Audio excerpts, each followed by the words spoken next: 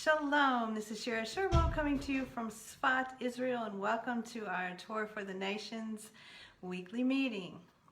And I want to thank all of you for giving me this opportunity to teach, because you know, if you have ever taught a class, it's always the teacher that learns the most. So thank you for being here. Thank you for tuning in. I really enjoy learning, and I really enjoy passing on everything to you.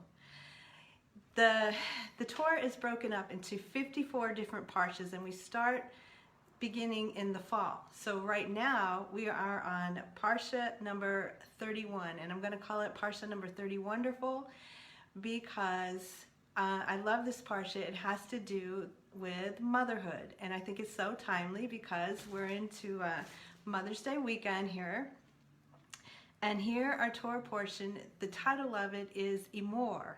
And Emor is a motherly word.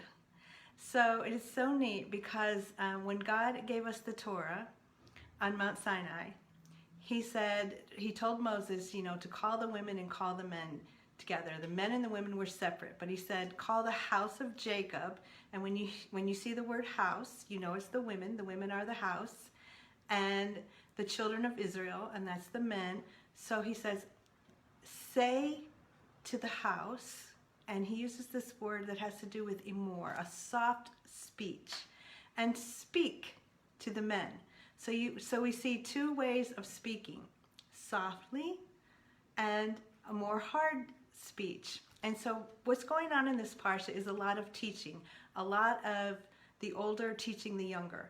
And so what we're learning to use soft speech, emor, when it comes to educating children, especially when it comes to someone who needs an attitude adjustment or some correction of some kind, it's always better to use this soft speech. So let me read you what it says.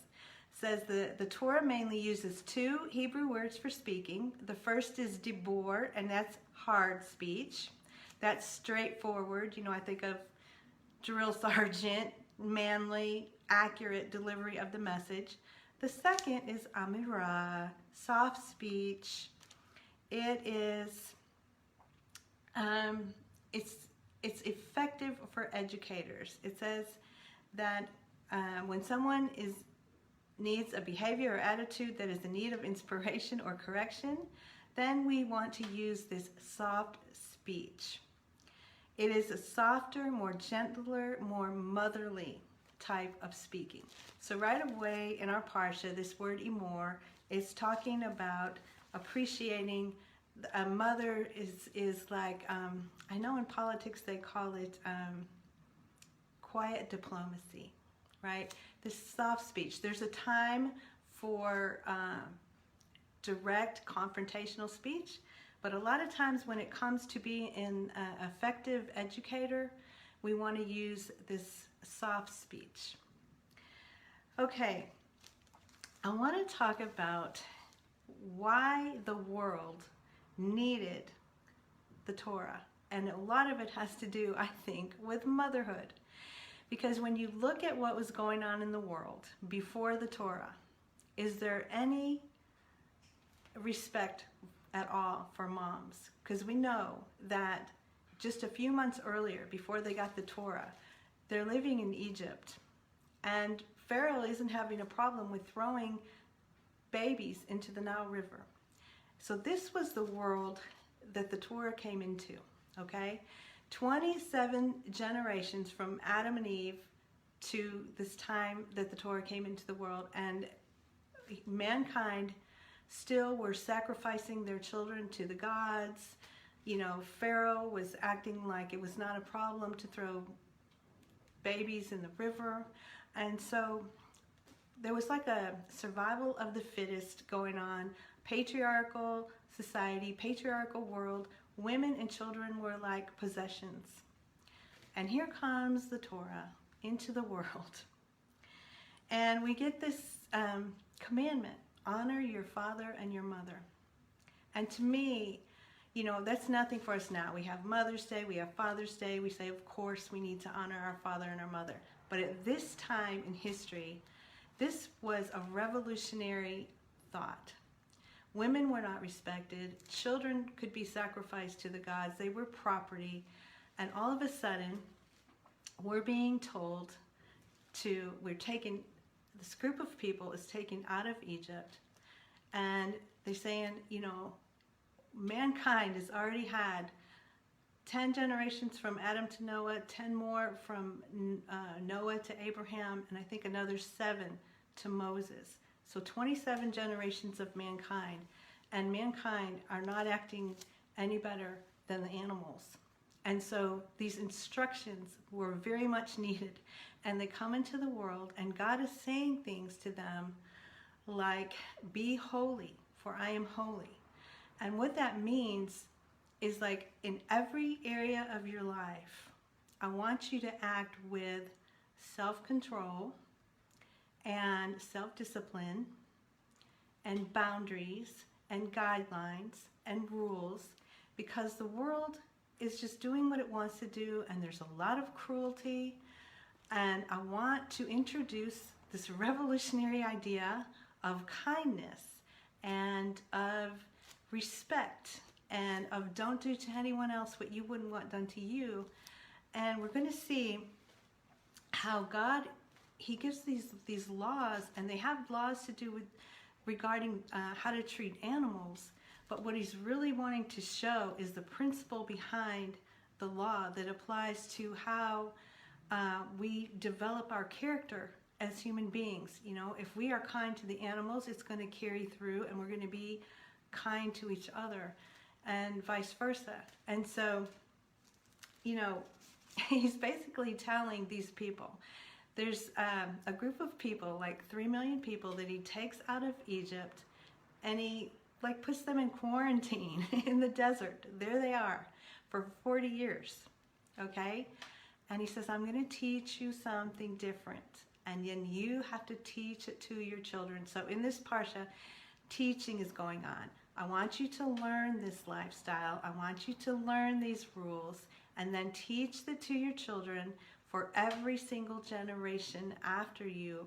Bring these things to the world. The world is in desperate need of kindness. And so we got this commandment that we should honor our father and our mother. And before this time, nobody cared. I titled this, If Mama Ain't Happy.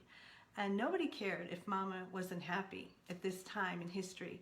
When you can just take someone's baby and throw it into the Nile, who cares if Mama ain't happy? This wasn't going on. But all of a sudden, God is saying, honor your mother and your father. And then he gives them these rules. At this time, he told them that they could eat meat.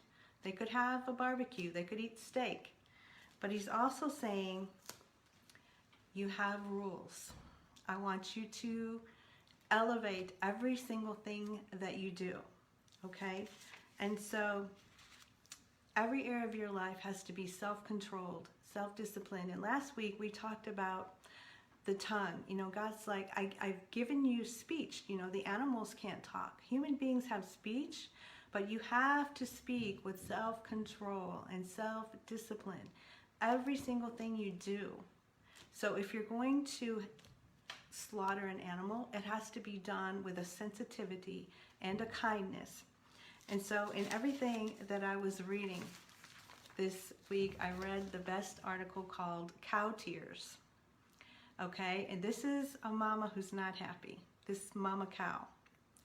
And so the story goes that this man was visiting on a farm, and you've probably seen, it's so cute how they get these baby calves and they bottle feed them, And the idea, I guess, is that they want to milk the cow and get the most milk they can from it, and so they milk the cow dry, they put the milk in the bottles, and then they feed the calves. And so he says, we were taken a little aback by this, and we asked, why don't you allow the calves to suckle on their mom just for a few days? And they explained that they had tried that once. And he says, but when you take a calf away from its mother, before it is weaned away naturally, one of them cries, the mother. So apparently it goes on for days, and no one on the farm gets any sleep. The mother cries incessantly, moaning, and it will keep you up all night long. And so this is where we get the rule of life.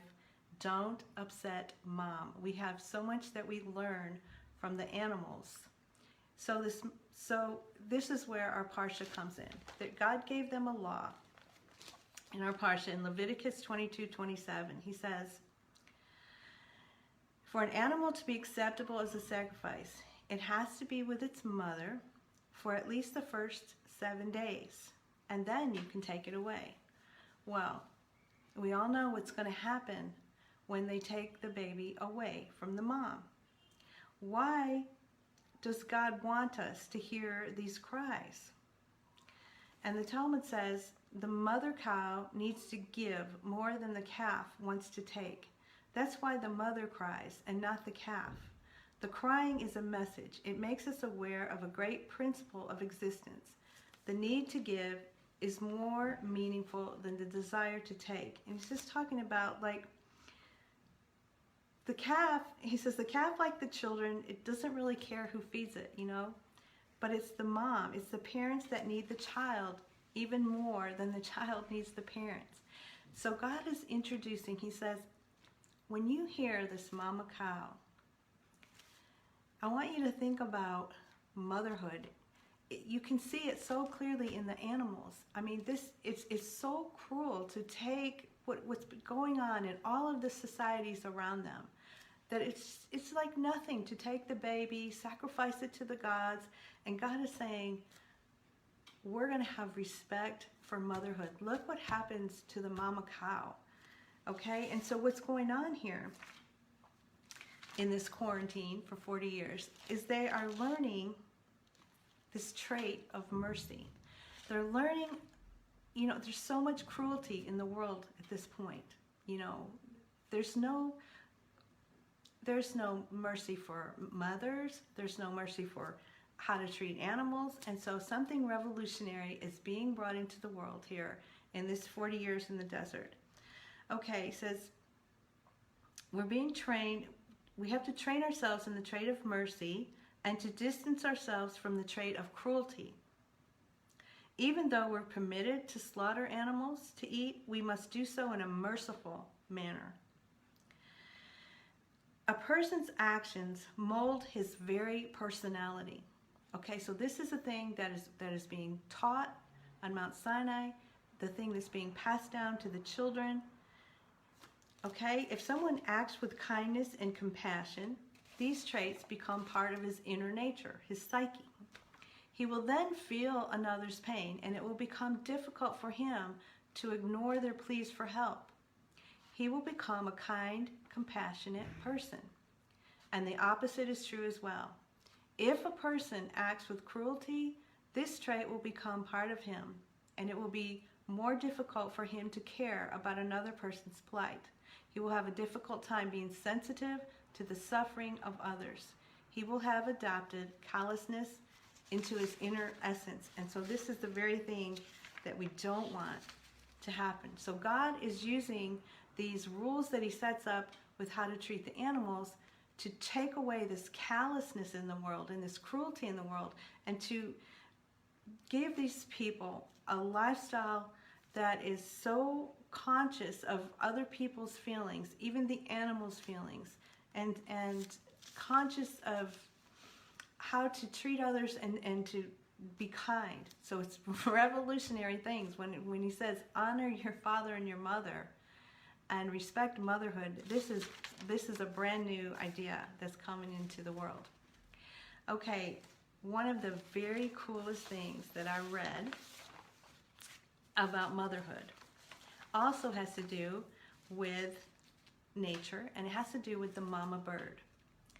Okay, there is a law, and so we have to look at this law that just like anything else, you might think, well, what does this have to do with me? But you have to look at what's going on behind it, and there's a principle going on, and it's incredible.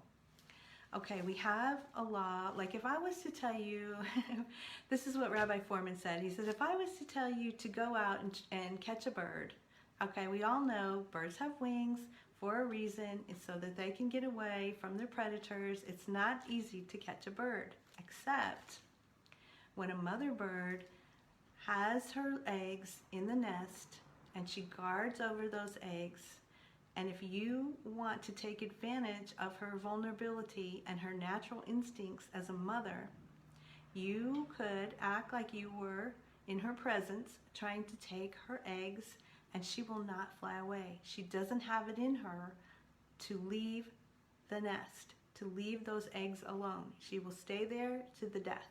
That's how, you know, you've seen mothers in nature. That's how mothers are, and it has to be respected. And he says, so there's this rule about if you are going to take eggs from a nest, you cannot do it while the mother bird is there. It's not right, it's not nice, it's not fair. So he says, the most amazing insight in the world as to what it means to honor your mother is this story of the mama bird. Because what exactly is the idea here with the mother bird? It's that a mother will do anything for her young, will even sacrifice herself for her young, and we are commanded to honor that, not to turn a mother's own instinct against her. Do not desecrate that love and take advantage of it. That love, that parental love, is intended to help you grow. Do not take that love and use it as a trap that you set against her, where you take all of that love and you give nothing in return. Honor your parents. And remember that there's a promise that goes with honor your father and your mother. It's the only commandment with a promise that you will have longevity, that you will live a long life. And here it is again. It says, and if you do, and if you wait and you send away the mother bird before you try to take the eggs, you will find that in venerating motherhood, the source of all life, your own life will be strengthened. You may well find that you yourself will live a long, healthy life. It's only fitting that you show deference to the source of life. And now you might say that out of all our Noahide laws, the 7 universal laws, we don't see honor your father and your mother. But we do see it. Because God says, when you love your father and your mother, it's like loving me. When you fear your father or your mother, it's like fearing me. If you curse your father or your mother, it's like cursing me. So it's one and the same. So one of our Noahide laws is to honor God. It's included to honor our parents. So our Torah is made up of laws and stories. And so what we find out is that sometimes they are one and the same. The law and the story come together. And this is the perfect example. There's the law of the mother bird, and now I'm going to tell you what story in the book of Genesis goes with this law. You remember the story of Jacob and Esau. And in their adult life, Esau wanted to kill Jacob. So there's a face-off. They finally come face to face. And Esau has 400 men. And Jacob has mommies and babies. Mommies and children. Okay, so is this going to be a fair battle? So this is what we have. And we have Esau with his 400 men, Jacob with mothers and children. And Jacob, the best he could do, he strategized that if Esau wants to go to war, he and half of his family would go down while hopefully the other half would get away. That was the best he could come up with for a strategy of how is this unfair battle gonna take place. So Esau looks at the situation, and one of the things that we know, that Esau was very cruel, but he honored his father. He used to go hunting for game and bring his father food to eat that his father really liked. And so now we're going to find out if Esau honors motherhood. You know, this idea of, you know, that those mothers are going to stand there to the death and defend their children. So there's this vulnerability. Jacob is feeling the vulnerability, like, I have mothers with children here. And Esau, in the end, He respects this whole situation. He doesn't mess with it. There's no battle. Okay? So this is how the law and the story come together. It seems like just a little story of don't mess with the mama bird and what does that have to do with anything? And we're talking about honoring motherhood.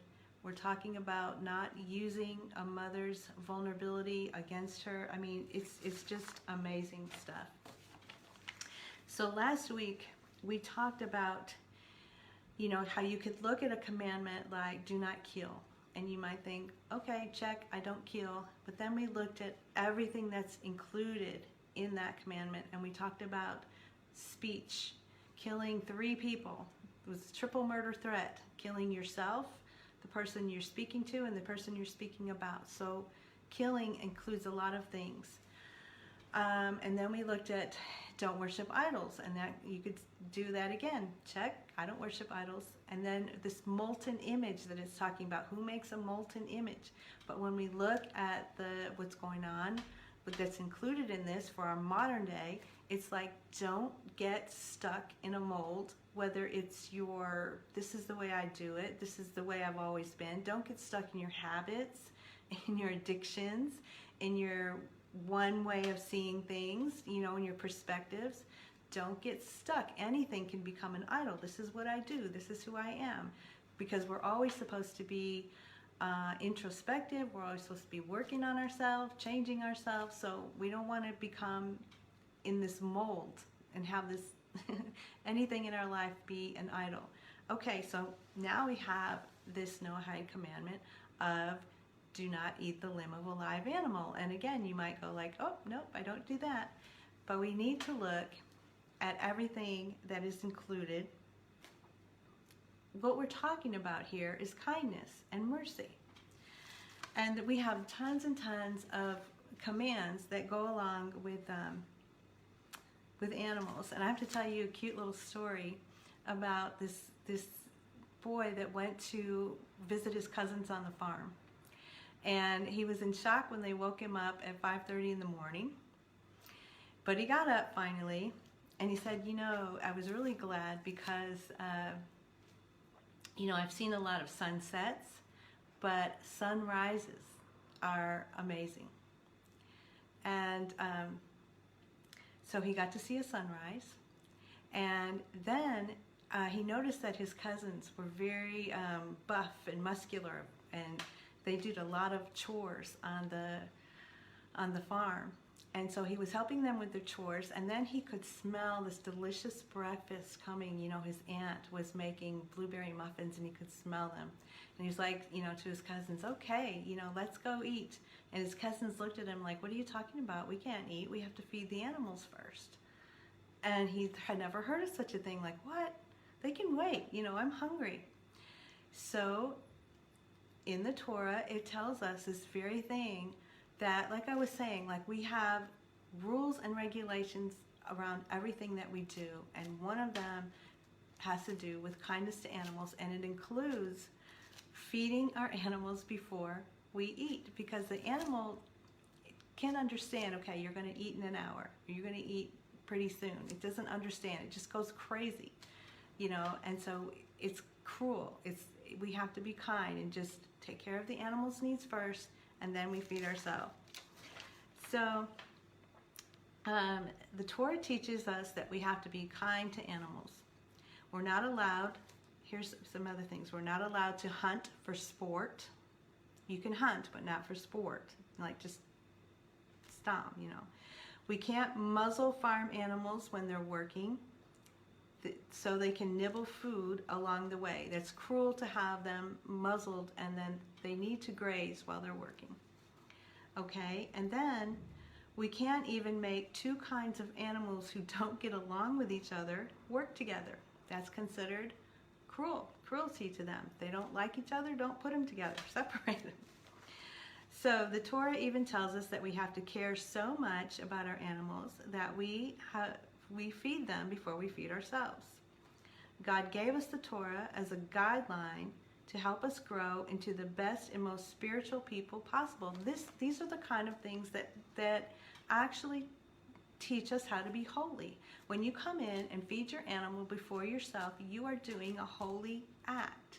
Anytime we use self-control and self-discipline, we are being holy, we are being elevated, we are being conscientious and becoming one with God, aligning ourselves up with His will. So and it's all about kindness, all about kindness. One of the most important traits we need to inculcate is being caring and kind. We learn how to be kind by observing God's kindness in the world. God extends His kindness to every creature and wants us to learn from His example and do the same. We are allowed to use the world, including animals, for our needs, food, clothing, etc. But we should use no more than we need, and even then only in a respectful and a humane way. In a deeper sense, when we use animals properly, we are actually doing something good for their souls. God imbued different creatures with various positive traits and wants us to learn from them. You know, we can learn so much from the animals. And that's what was going on there in the desert. God, you know, a teacher is going to use all these opportunities for hands-on learning, and that's what God was doing in the desert. And here's some of the things you might have heard. We learn industriousness from the ant, which constantly works to fulfill its task. We learn modesty from the cat, which is careful to take care of its personal needs in private. It says elsewhere we're taught to be light as an eagle, strong as a lion, bold as a leopard, and swift as a deer to do the will of our Creator. Okay, the animal world, in fact the whole world, has been imbued by God with wisdom for which we can learn. Okay, so what are they learning in the desert? Why did we need this Torah? To come against all of the cruelty that was going on, 27 generations from Adam to Moses, and there's no respect for motherhood.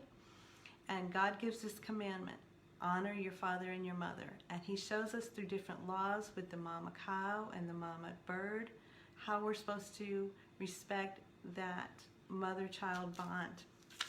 And God is telling us to be holy. Be holy. I've given you the ability to speak. Rules and regulations around speaking.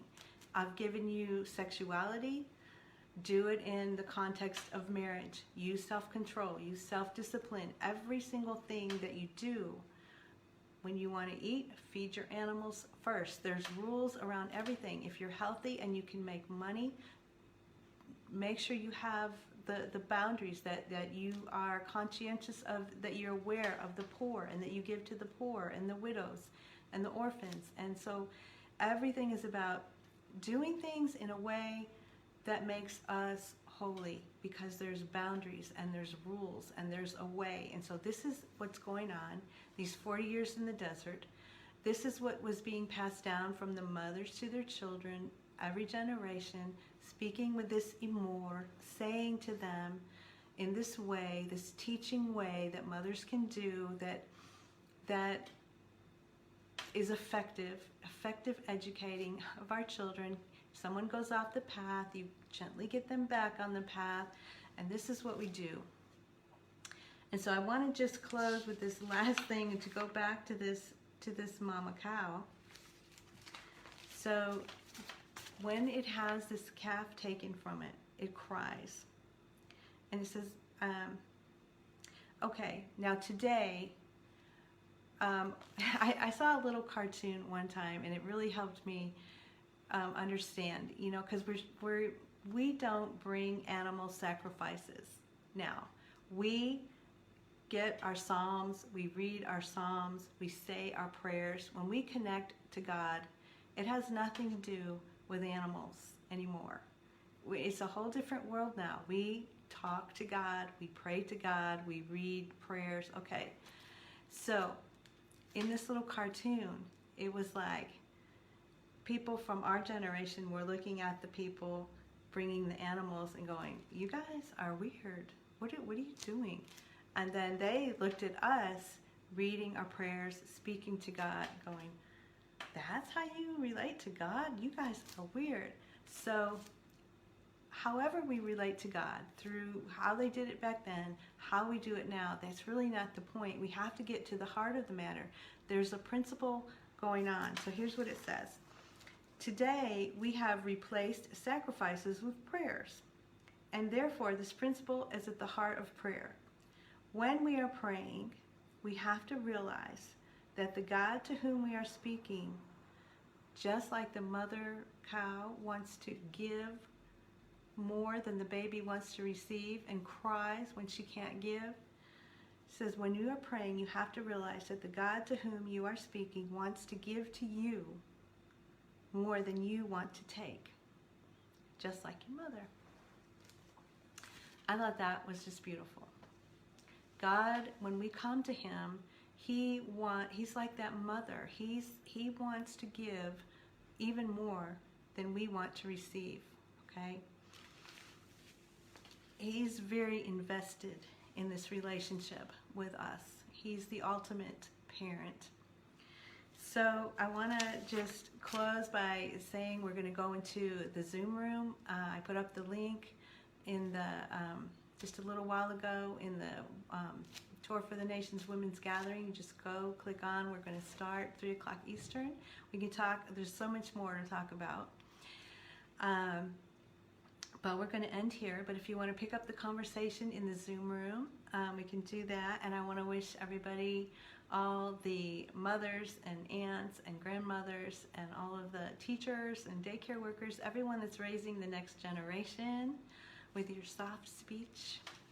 I want to wish you all a happy Mother's Day, and I'm just so thankful for our Torah and for this commandment that came into the world about this honoring and respecting for mothers. It was much needed, and I'm glad we still do it today. And so I hope that you're honored every day, and especially tomorrow. Have a good time. All right. So I enjoyed it. I enjoyed learning. I enjoyed giving it over to you. Hope to see you in the Zoom room. If you want to talk privately, just let me know. Anyways, thank you again for being here. Thank you for showing up. Thank you for just, I'm excited that we get together on the internet, even though we're in this weird time, and we can connect with each other. And I'm very thankful for the Zoom room where I can actually see you face to face and we can talk. I have a real exciting, tomorrow morning I'm getting up at 5:30 my time. It'll be 9:30 Texas time. I'm getting together with my kids in the Zoom room. So actually one good thing has come out of all of this Corona stuff.